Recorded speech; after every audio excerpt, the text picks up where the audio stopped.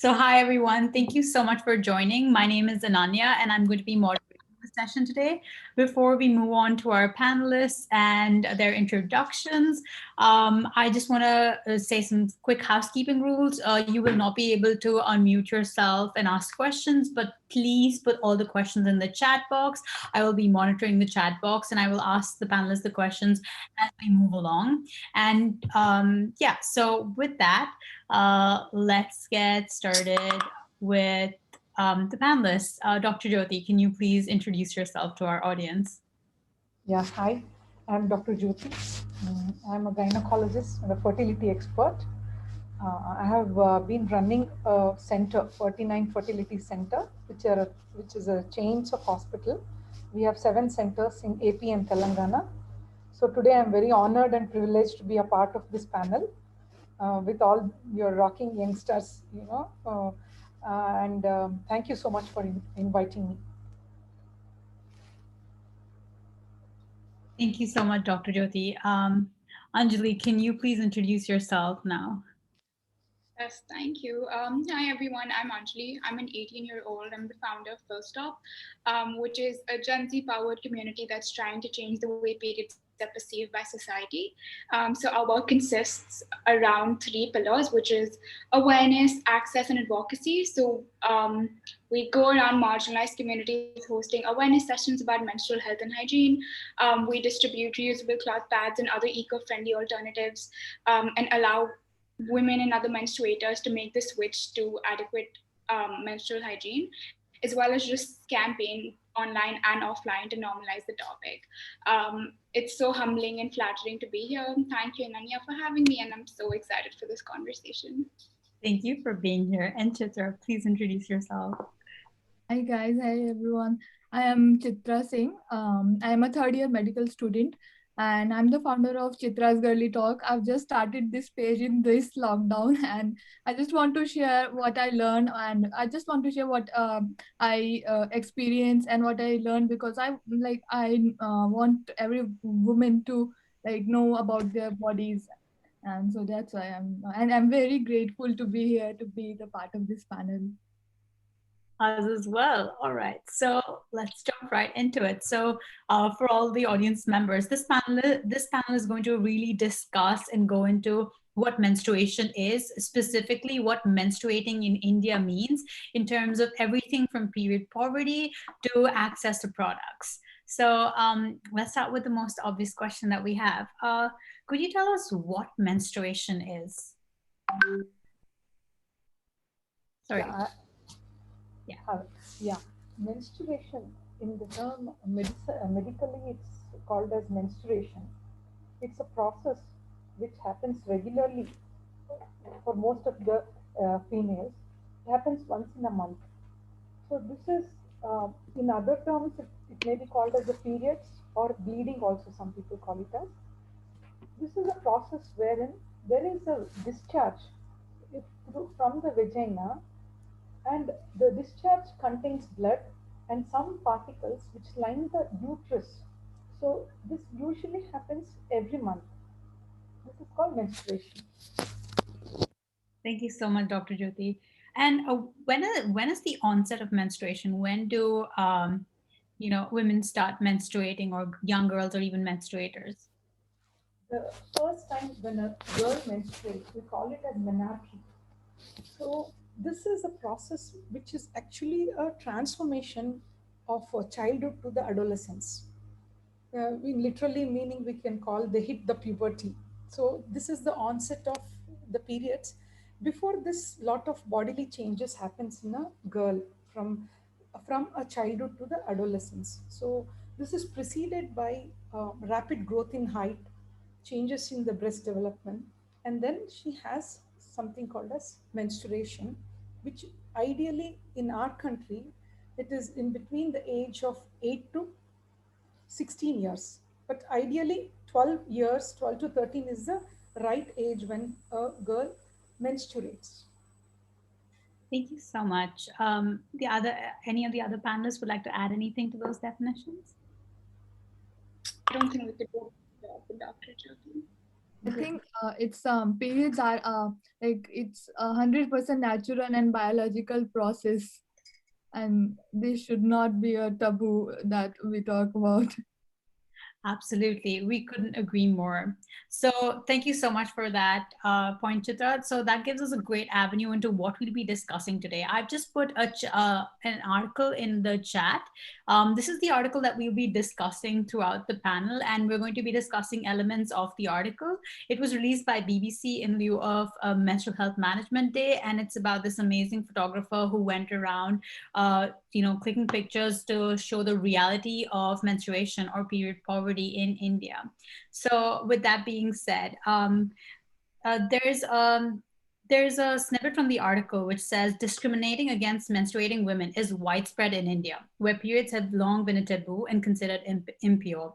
They are often excluded from social and religious events, denied entry into temples, shrines, and even kept out of their kitchens. So, Chitra, this question is for you. What do you think is the psychological impact of this widespread notion and stigma against menstruating women? Actually, it's truth that we are living in a society who see period as a taboo, and definitely every girl have a psychological impact. Like when you experience thing from when you are 10 to 12 years of age, and you hear things like don't eat, like there are different myths in different countries. Like if we talk about if I talk about mine, like my mother used to say don't touch pickle, not my mother but my grandmother, that she used to say like don't touch pickle, they will be rotten, or don't touch plants, or like don't do religious activities and all. So this is a big taboo, and this definitely have when we start listening to these things from a very little age, these things they definitely have an impact on our mind. Like we start thinking that is it really dirty is it like is it something we should not talk about. Like there are most of I think most of the families, girls don't talk to their male family members, like they are shy talking about it. Some of us, like we don't also call it by name, like we like have different names for periods, we don't call it periods. So these things are definitely have a psychological impacts, I think. And what do you think, Dr. Jyoti, about this? Exactly. I totally agree with Chitra on this. But I am in the little elder generation compared to you. But how I have seen the transformation now is really amazing. People have little opened up. Those days, maybe when we were young, it was a bit too much.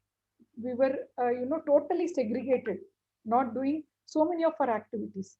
In fact, I do remember some of my friends who belong to the Orthodox family, they had to just sit in one place, not doing anything, just sit in one place. It was it was very weird. But of late, society is changing thanks to youngsters like you who are creating some awareness. Definitely some visible change we are seeing. People have started accepting. I think we should involve more of youngsters to spread this message. In fact, one quick point I want to add, as said and done, all this recently, people started even relating with vaccine. I can't understand. Vaccination should not be taken during periods. This was something so drastic, and we really thought, is it some great guideline somebody has released? But then, after seeing this, we understood how much impact menstruation creates in the society. It was kind of, we had to release so many videos and talks and tell people that this is a wrong statement which was going in the circle. Absolutely. We couldn't agree more about the misinformation that's spreading because of the stigma. So, do you panelists think that because of the stigma against menstruation, it affects the development of, in terms of women in society? We're talking about education, etc. Yeah, actually, like we don't get any period leaves, which I think that we should get at least for 1 or 2 days. And even if we are menstruating, we are doing all sorts of work. So yeah. Absolutely. And Anjali, did you have any point to share about that? Yeah, I'm so sorry. My sound is There's going to be a feedback. Yeah, just 1 second. Both of your devices must have been unmuted. So I'm just going to, yeah, try speaking now. Yeah, I'm so sorry.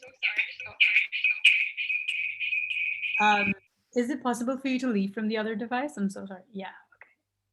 Great, yeah.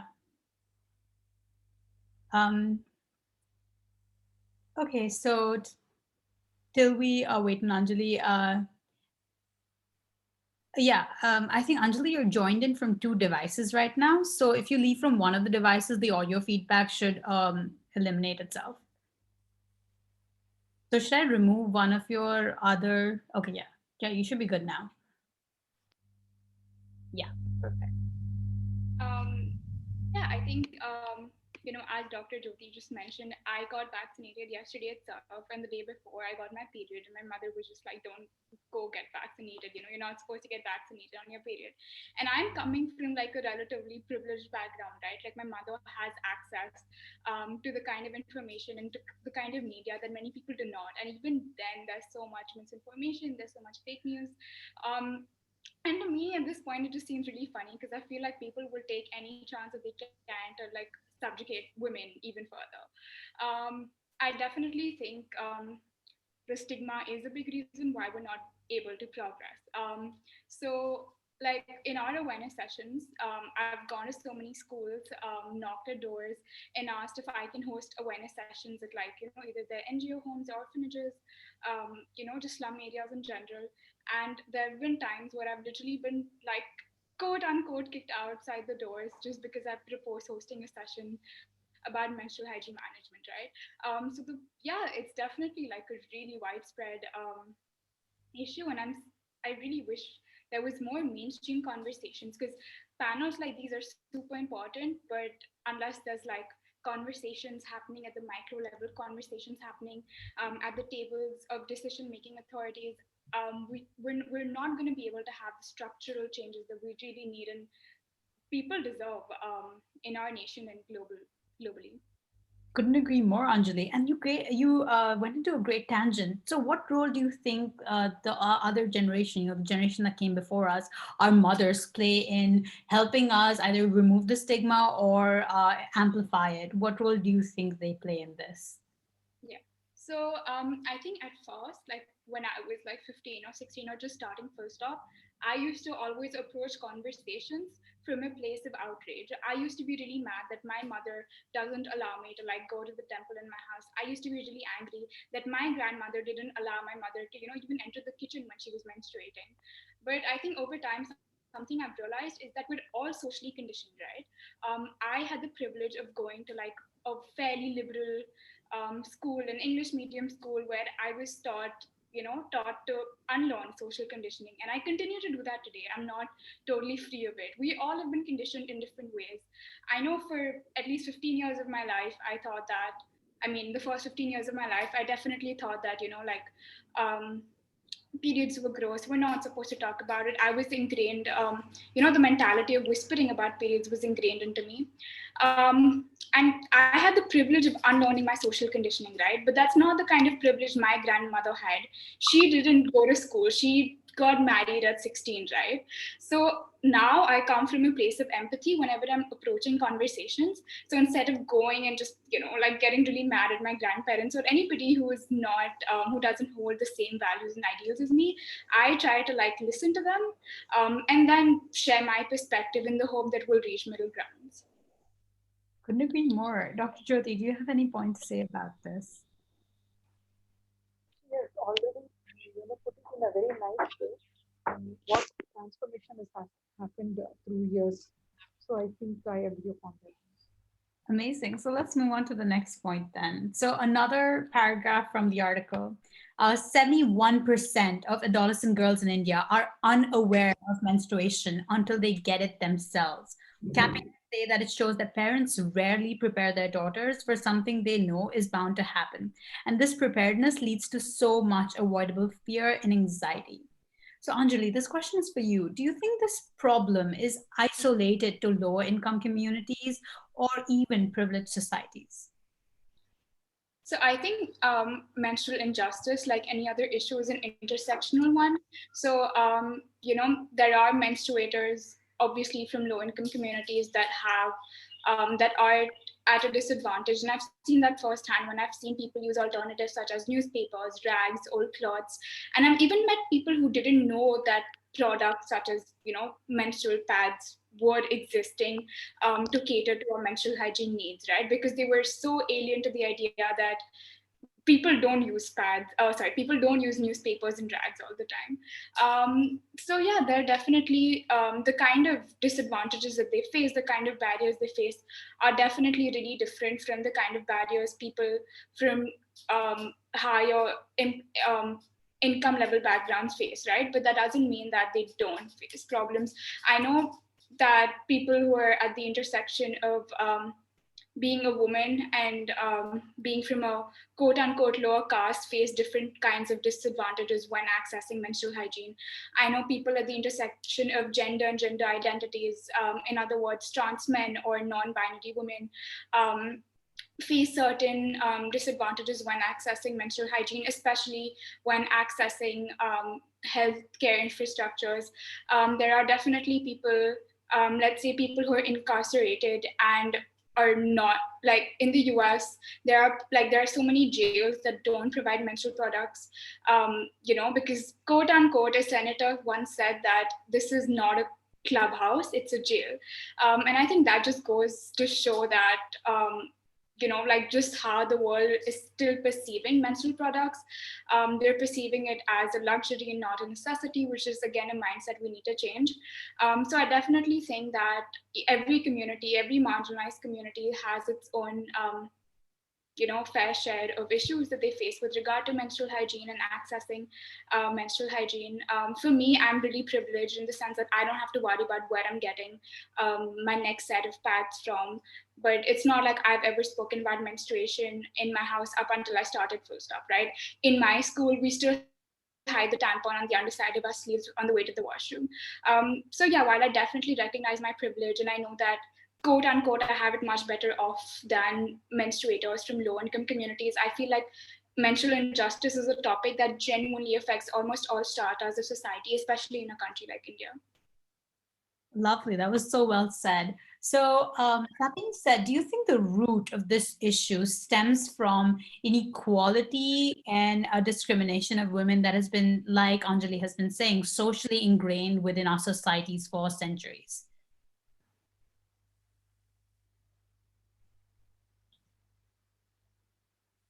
Was I audible then? Yeah. So, do you think this is stemming from social inequality? Is this stemming from the fact that women have been considered to be slightly inferior than men in this highly patriarchal society of ours? Actually, it's been taken from a really long time when we used to see women as inferior, or this is the root cause, that we don't consider women health issues as some like periods or menstruation. We don't consider it as like any health condition, or they don't even think it as like biological process. It they like People don't even take it seriously.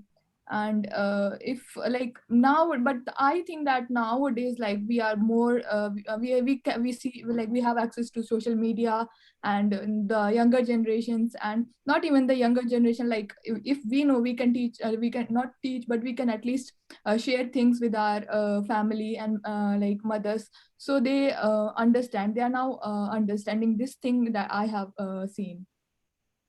Absolutely. Thank you so much. So let's move on to the next paragraph then. So according to one study, only 36% of India's 355 million menstruating women use sanitary napkins, while the rest use old rags, husk, ash, leaves, mud, soil, and such other life-threatening materials to manage their flow. So, Dr. Jyothi, could you please tell us the consequences of not using sanitary products during your period? Yeah, of course, you have rightly put the percentage of people. It's really alarming. When we see the health aspect in that perspective, of course, when we consider menstruation, this time it should be very hygienic one. So exposing, using the cloths which are literally not unhygienic. We don't know where they use it from. So way back, when we use the cloth, it may be the material what they use can be cotton or whatsoever, but the absorbing nature is very less. So most of the time, it leads to a lot of leakage and misplacement. And of course, it's worrying, somebody getting stained during periods. It's very awkward. And this is the general aspect of it. But when you come to the scientific medical problems related to this, so, a lady who's wearing cloths or any other material which is not hygienic, it's a direct exposure of a private part to the, this unhygienic environment where chances of many infections, which names to bacterial, fungal, all this gets, it becomes a media. There is a lot of humidity in the area because of less absorbent of the clot. So this becomes a source of infection. So it's important to definitely think about hygiene to prevent all these infections. And other than that, there is a question of, if a girl has a heavy menstrual flow, she has more flow, then managing with these cloths become very difficult. And they don't know where to dispose this. At least for the sanitary pads, we know, like, carry it in the bag, you have ready. But these cloths, they're not covered well. They're exposed to, it can easily get soiled.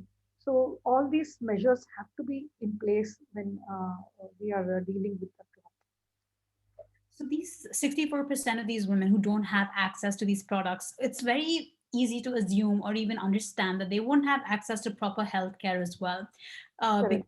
they come from those certain communities like that, or they might not even approach, the healthcare infrastructure that's present in India, which is quite minimal to start with. What do you think happens when these conditions are treated, undiagnosed, or untreated? Yeah.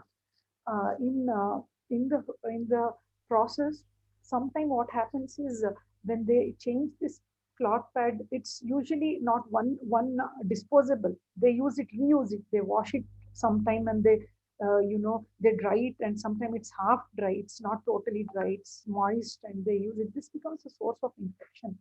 So definitely, the valued point here is, when we see people like that, they often come with a history of some kind of itching in the private part with like lot of white discharges. And if it is really unattained, if it goes and if it becomes more, it can even cause a kind of infection to the from usually how the infection starts. We call it as the for the reproductive organ. It is an ascending infection from the vagina. It goes to the cervix and then to the uterus and then to the tubes.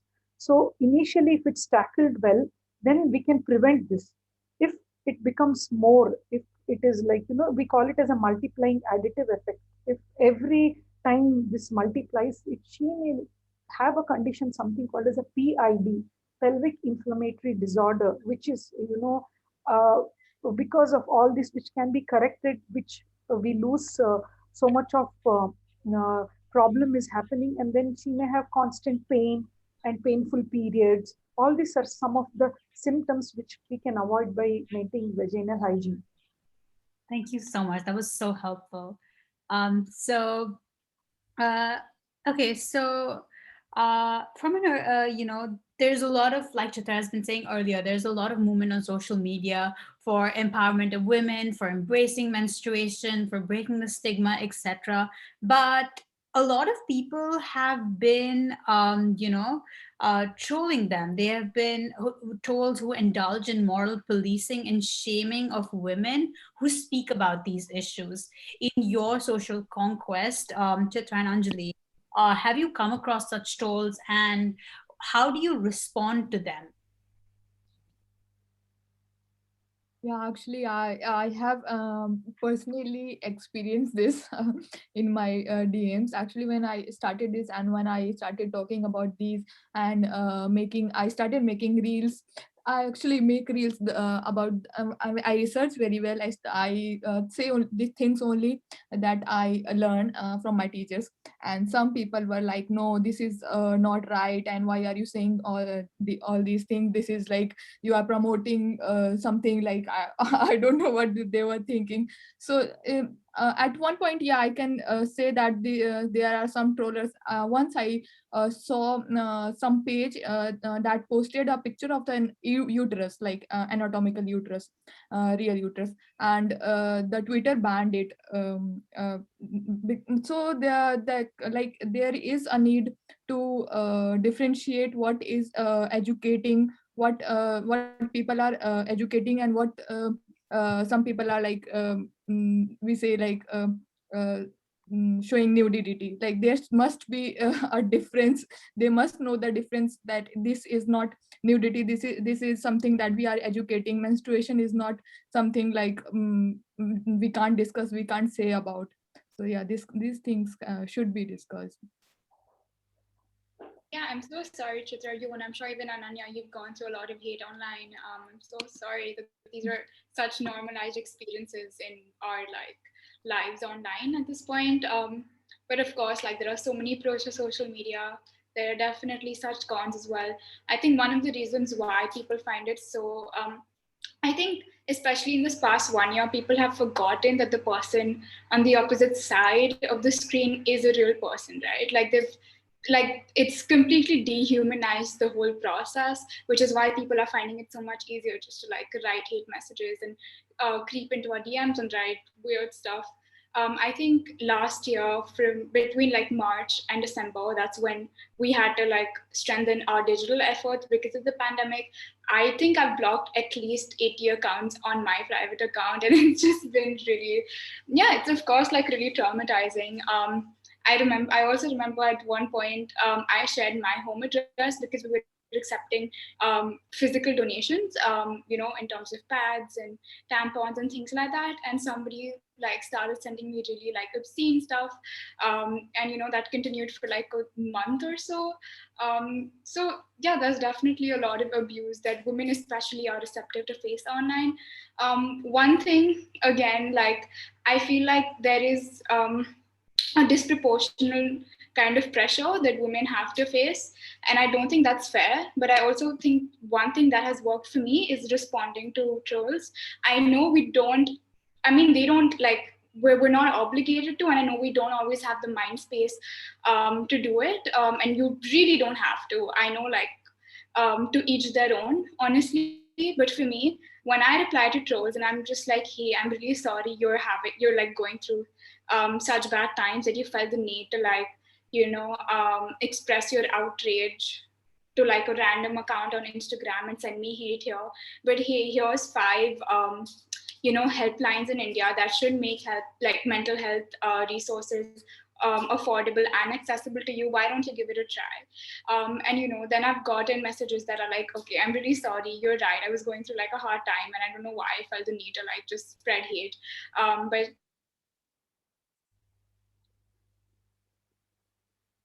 thank you. And they just like deleted that account. And I don't know why. There are trolls sometimes helps. That said, some trolls you just can't deal with, and it might just be best to like block them and ignore them. Wow. I mean, I'm so sorry that you had to go through that, but that's amazing. And the way you handle that, like, I mean, hats off to that. That's quite amazing. So we received hate on Bindu's account as well. This one time, when we used the gender neutral term menstruator instead of women. We received that do not spread misinformation, etc. And that, only women menstruate, etc. So just very, very, very brief, like 1 minute discussion about how accepting non-binary women and trans gender menstruators and accepting them into the conversation. Why? Just any thoughts on that? How can we play our part to increase the acceptance of this?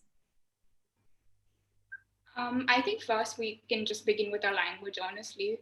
Um, you just said that on your page you're using terms like menstruators instead of women who menstruate, and I think that definitely goes a long way. And I know this might sound really insignificant, but I feel like it's micro conversations like these that really normalize inclusivity within the menstrual space. So the next time a trans man or a non-binary woman goes and approaches a healthcare provider for menstrual hygiene resources, I know like, let's hope they won't be like discriminated against. I've actually spoken and argued with a gynecologist that has historically denied healthcare to non-binary menstruators. And yeah, like it's I just feel like it's these small conversations that will create ripples of bigger change. Any other panelists would like to share any other thoughts about menstruation or just anything else? Yeah, actually, like Anjali said, like we must do our work. Like we know that what we are doing it for good. So we must keep doing these things, and we are not, like we just don't. We should not just care about these mm, people who are like just demotivating us and saying things like these. Absolutely. Thank you so much, all of you, for joining us and for these amazing panelists. I think I've learned so much from this 25-minute call. Thank you so much for joining, everyone. I hope you learned as much as I did. And I hope that you guys enjoyed this panel as much as I did. Since we have no questions in the chat, would anybody have any questions for the panelists right now? You can just raise your hand and I can unmute you.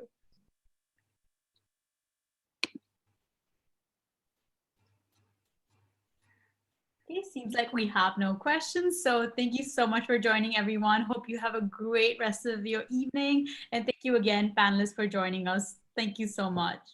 All right. Thank you for having us. Bye. Bye, everyone. Thank you, Thank you, Anjali. It was wonderful catching up with you. Bye. Likewise, Doctor. Thank you so much. Thank you, Dr. Jyothi. And thank Yeah. you, Anjali. Thank you, Ananya, for having this great. Absolutely. Thank you so much for coming on. Thank you. We'll release the recording of this meeting on our page. You'll be able to watch it. Thank you, guys. Sounds great.